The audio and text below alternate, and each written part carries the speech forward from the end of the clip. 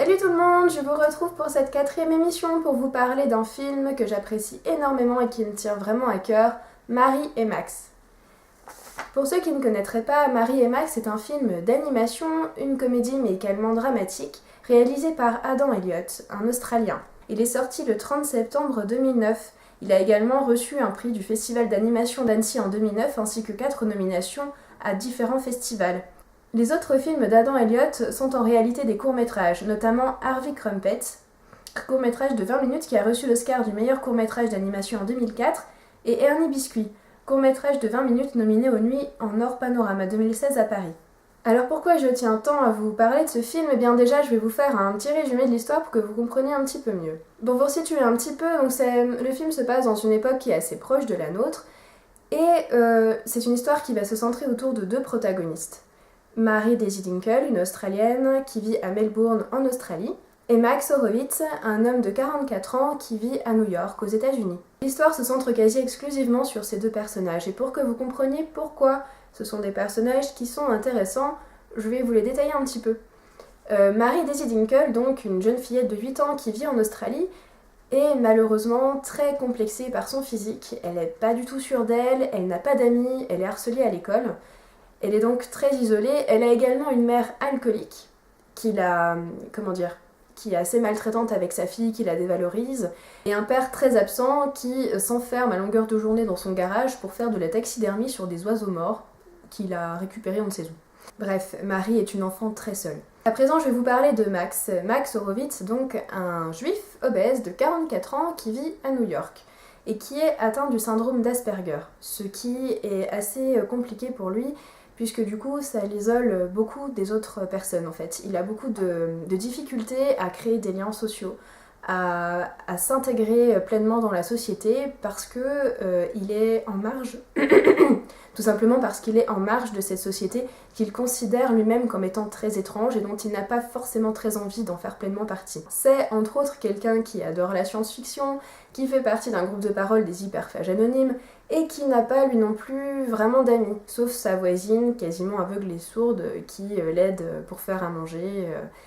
Mais voilà, à part cette personne-là et les personnes qu'il rencontre à son groupe de parole, il a une vie qui est extrêmement solitaire. Et c'est donc ces 2 personnes qui se sentent un peu en marge, un peu délaissées, qui se sentent finalement un peu seules, qui vont finir par, pas par se rencontrer, mais par correspondre par lettres.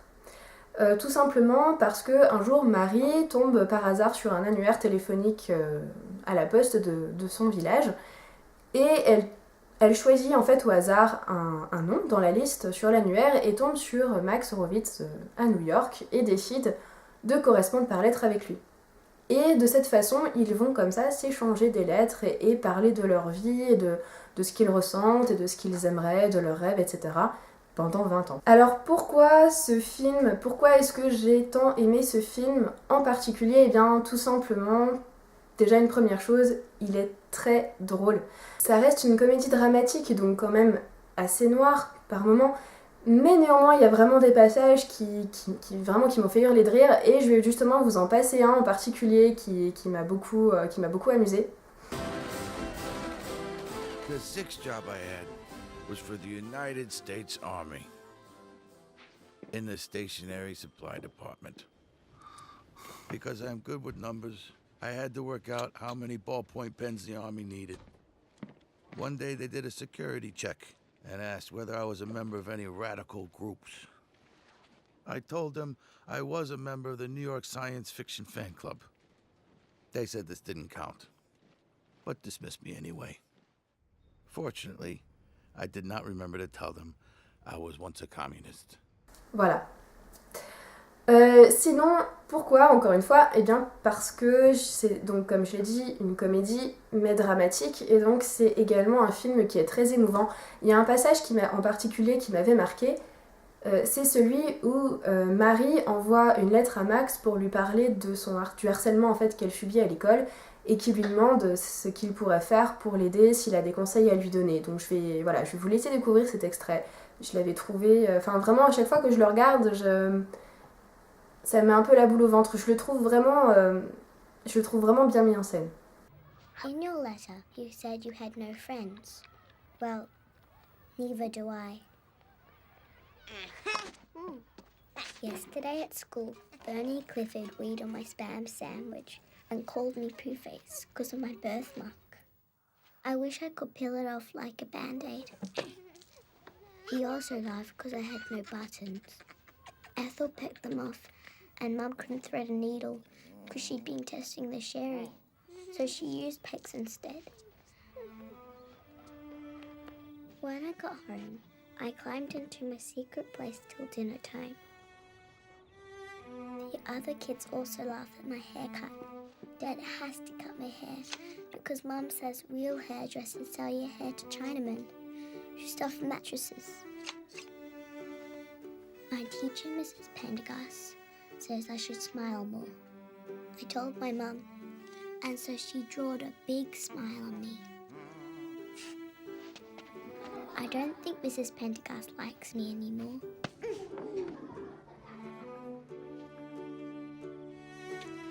I better go now. My tears are smudging my words. Your friend in Australia, Mary Daisy Dinkle. P.S. Have you ever been teased? Can you help me? On peut également noter dans ce film une véritable recherche esthétique. Je pense que vous avez un peu remarqué avec ces deux extraits.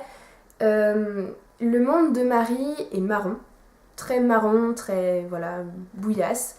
Et le monde de Max est en noir et blanc, avec quelques nuances de couleurs, par exemple la langue des personnages qui est rouge. Et Marie, du coup, voit son univers comme étant assez terne. L'univers de Max, lui, est en noir et blanc, et à un moment donné, dans le film, Marie lui offre un pompon, parce qu'il s'envoie pas seulement des lettres, mais aussi des petits cadeaux. Et elle lui envoie un pompon qu'elle a tricoté elle-même, etc. Et Max, qui le reçoit, le met aussitôt sur sa kippa, qu'il a très souvent sur la tête. Et ce pompon est rouge, et Max garde ce pompon sur sa tête, ce pompon qui vraiment apporte littéralement de la couleur, c'est-à-dire que, alors moi je l'ai interprété comme ça, peut-être que je vais un peu loin, mais j'ai eu du coup l'impression quand j'ai vu cet extrait que Marie apportait littéralement de la couleur dans le monde de Max. Après il y a également autre chose par rapport à, parce que là du coup je parle des grandes lignes, hein, c'est drôle, c'est émouvant, c'est beau à regarder, mais il n'y a pas que ça. Alors il y a aussi la BO, donc la bande originale qui est magnifique. On a une BO qui est quasi exclusivement composée de musique classique, donc orchestre symphonique, opéra, enfin voilà. Donc vraiment une très très belle bande son qui est aussi caractérisée par des moments vraiment de silence, justement, où il n'y a pas un trop plein justement par rapport à la musique, il y a aussi des moments de silence où on laisse les personnages s'exprimer, où on laisse toute la place aux personnages, et également des moments de grande musique, clairement, hein, de grande musique classique qui vraiment embellit ou vraiment fait monter la pression, enfin voilà. Et je trouve voilà, cette bande originale dans ce film, elle est vraiment très belle et elle colle parfaitement au film. Donc voilà, tout ça c'est très bien, mais pourquoi ce film en particulier ? Alors, c'est un film quand même qui est un peu un ovni, je trouve, hein, dans le monde de l'animation, c'est-à-dire qu'il est un peu sorti d'on ne sait où, sachant qu'Adam Elliott n'est pas connu, enfin pas très connu, qu'il a quand même bien sûr reçu des prix, des nominations pour ses courts-métrages, encore que avant de sortir Max et Marie, il n'avait sorti qu'un court-métrage avant qui avait reçu une nomination, mais à part ça, c'est quelqu'un qui n'avait jamais fait de long-métrage, et ce film-là, il est vraiment superbe, et on a vraiment l'impression qu'il sort un peu d'on ne sait où, de quelqu'un qui sort aussi, pareil, un peu trop, un peu de nulle part. Et pourquoi, du coup, est-ce que c'est vraiment un film qui vaut le coup ? Pour moi, parce que c'est un film qui parle de différentes choses, et des choses qui ont l'air comme ça un peu guimauve, un peu ouais bon ça a déjà été vu et revu, mais qui le traitent de façon très poétique et sensible, et qui vraiment s'attache énormément à ces personnages, et je trouve que c'est super important. Il y a une espèce vraiment d'empathie, il y a une sorte de bienveillance envers ces personnages qu'on ressent énormément au travers du film, et rien que pour ça je trouve que c'est intéressant, parce que du coup autour de ça gravitent des sujets qui sont très importants, vraiment des sujets de tous les jours en fait, et qui sont traités de façon très bienveillante et poétique et sensible. Notamment le sujet du handicap, puisque comme je vous l'ai dit tout à l'heure, Max est atteint du syndrome d'Asperger, qui est un handicap psychique. Alors bien sûr, la notion de handicap est très relative et c'est d'ailleurs ce qu'exprime le film en fait.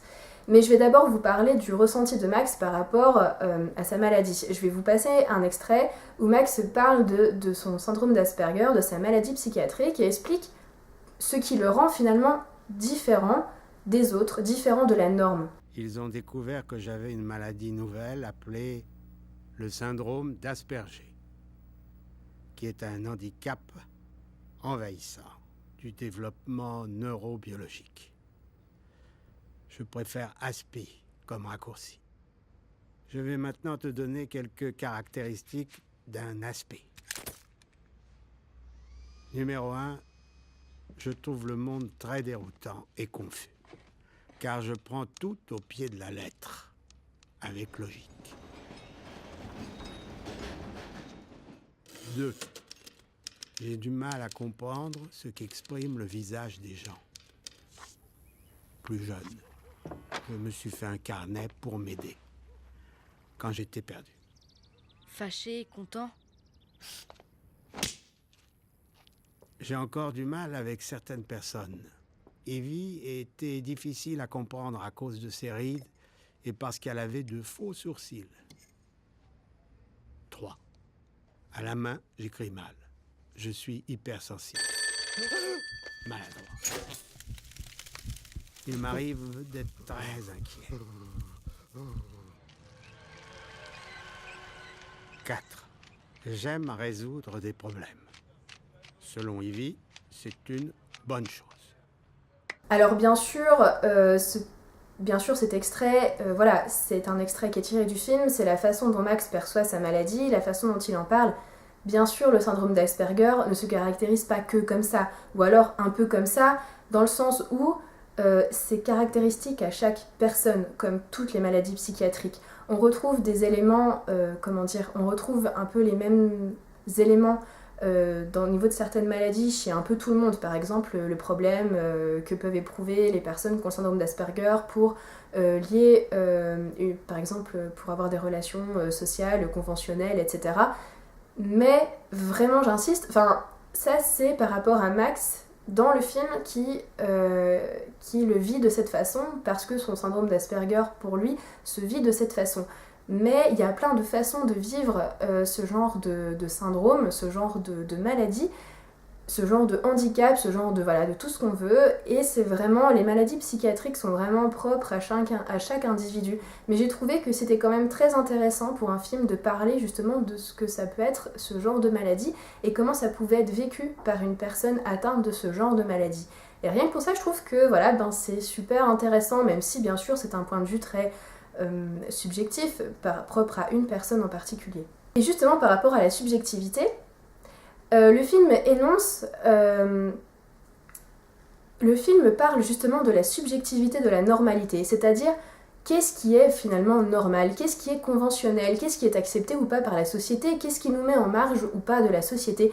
Et Max y correspond, et finalement Marie aussi, surtout au début, même si elle grandit et qu'il se passe plein de choses pour elle, etc. Elle reste toujours un petit peu en marge, elle aussi, malgré tout.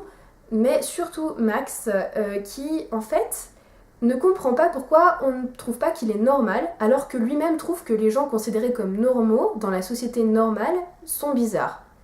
Pour Max, les gens font des choses complètement étranges, qui le dépassent complètement, qu'il ne trouve absolument pas logique, qu'il trouve irrationnel, et ne comprend pas pourquoi ces gens-là sont considérés comme normaux, et pourquoi lui est considéré comme ayant un handicap, comme étant bizarre, comme étant en marge, etc. Et ça, c'est super intéressant, et je vais vous passer un extrait justement où Max exprime ce sentiment. Même si Max trouvait du réconfort en Marie, il trouvait toujours le reste du monde déconcertant. Et il n'arrivait pas à comprendre pourquoi c'était lui qu'on trouvait bizarre, alors que tous les autres étaient jugés normaux. L'illogisme des humains n'avait pas de limite. Pourquoi jetait-il de la nourriture alors que les enfants mouraient de faim en Inde? Pourquoi abattait-il des forêts tropicales alors qu'ils avaient besoin d'oxygène? Et pourquoi établissait-il des horaires de bus alors qu'ils n'étaient jamais à l'heure? Comme disait son physicien préféré, il n'y a que deux choses qui sont infinies: l'univers et la bêtise humaine. Justement, après cette notion subjective de la normalité à travers la société, etc., il y a aussi justement cette notion d'acceptation de soi, justement, au travers de ces différences et de ce que la société attend de nous, mais qu'on n'arrive pas à s'y conformer, mais que malgré tout, on est comme on est et qu'on a envie de s'accepter comme on est, même si on n'est pas comme les gens le voudraient. Et en ça, Max l'exprime très très bien. Et du coup, je vous laisse découvrir un extrait où Max exprime que c'est important finalement de s'accepter tel qu'on est, n'en déplaise à la société, n'en déplaise aux autres, qu'il ne faut pas chercher à plaire absolument aux autres ou à faire ce qu'on attend de nous, mais juste être nous et s'accepter comme on est. Alors bien sûr, ça peut faire très guimauve, mais dans ce film en particulier, avec cette notion justement de handicap psychiatrique, avec cette notion de qu'est-ce que la normalité, qu'est-ce que la bizarrerie, qu'est-ce qu'être en marge de la société, je trouve que ça prend une autre dimension et que c'est beaucoup moins guimauve que ce qu'on pense. Et enfin, numéro 5, j'ai du mal à exprimer mes émotions. Le docteur Bernard Haseloff dit que mon cerveau est défectueux, mais qu'un jour, il y aura un remède pour mon handicap. Je n'aime pas quand il dit ça. Je ne me sens pas handicapé, défectueux ou atteint d'une maladie. J'aime être un aspi. Ce serait comme essayer de changer la couleur de mes yeux. D'abord, s'aimer soi-même. Et bien sûr, qu'est-ce que serait un film sur deux protagonistes de ce genre-là sans parler d'amitié ? Alors bien sûr, leur amitié est quand même très forte puisqu'elle se construit sur des années, donc sur environ 20 ans. Sachant que Marie commence à écrire à Max quand elle en a que 8 et que lui en a 44, donc je vous laisse imaginer le nombre, la façon surtout dont Marie va énormément évoluer. Et la représentation, cette amitié en fait va les nourrir mutuellement, va les aider à grandir, à voir le monde autrement. Et Max en parle très bien vers la fin du film de cette amitié, de ce que l'amitié en fait de Marie représente pour lui, de ce qu'il a pu en apprendre, de ce qu'il a pu en tirer, de ce qui a été essentiel pour lui dans cette relation. Et donc je vais vous laisser regarder cet extrait que je trouve vraiment superbe, parce que c'est très touchant et que Max le dit avec ses mots, avec son ressenti, et on a vraiment... c'est très personnel. Et en même temps, ça peut être bien généralisé à l'amitié en général, de ce qu'elle peut apporter aux individus. Et j'ai trouvé que c'était une façon très... alors encore une fois, ça peut sembler guimauve, mais perso, dans ce film-là, je trouve pas. De la façon dont Max a de parler de son amitié avec Marie dans une lettre qu'il lui envoie vers la fin du film. The reason I forgive you is because you are not perfect. You are imperfect. And so am I. All humans are imperfect. Even the man outside my apartment who litters. When I was young, I wanted to be anybody but myself. Dr. Bernard Hasselhoff said if I was on a desert island, then I would have to get used to my own company. Just me and the coconuts. He said I would have to accept myself, my warts and all, and that we don't get to choose our warts. They are a part of us, and we have to live with them. We can, however, choose our friends. And I am glad I have chosen you. Dr. Bernard Hasselhoff also said that everyone's lives are like a very long sidewalk. Some are well paved. Others, like mine, have cracks, banana skins, and cigarette butts. Your sidewalk is like mine, but probably not as many cracks. Hopefully one day our sidewalks will meet and we can share a can of condensed milk. You are my best friend. You are my only friend. Your American pen pal, Max Jerry Horowitz.